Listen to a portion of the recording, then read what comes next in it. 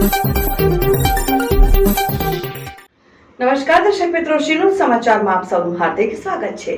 Waghodia GETCO સબસ્ટેશનના બ્રેકરમાં blast થતા ગંભીર રીતે ઇજાગ્રસ્ત થયેલા કર્મચારીને સારવાર અર્થે ખાનગી હોસ્પિટલમાં ખસેડવામાં આવ્યો। વાઘોડિયા JB સબસ્ટેશનની બાજુમાં આવેલા જેટકો સબસ્ટેશનમાં 11 kV પેનલ ફીડર બંધ કરી 4 જેટલા કર્મચારીઓ દ્વારા બ્રેકર બહાર કાઢવાની કામગીરી હાથ ધરવામાં આવી હતી। આ દરમિયાન અચાનક બ્રેકરમાં બ્લાસ્ટ થતા એક કર્મચારી પેનલથી 15 ફૂટ જેટલો દરવાજો તોડી બહાર ફેંકાઈ ગયો હતો, જેના કારણે સેફટી હેલ્મેટના કાચ કર્મચારીના મોઢાના ભાગે ઘૂસી જતા ગંભીર ઇજાઓ પહોંચી, જે અંગેની જાણ થતાં જ અનેક કર્મચારીઓ ઘટના સ્થળે દોડી ગયા હતા, જ્યાં ગંભીર રીતે મોઢાના ભાગે દાઝી ગયેલા કર્મચારીને MGVCLના વાહનમાં ખાનગી હોસ્પિટલમાં સારવાર અર્થે ખસેડવામાં આવ્યો હતો।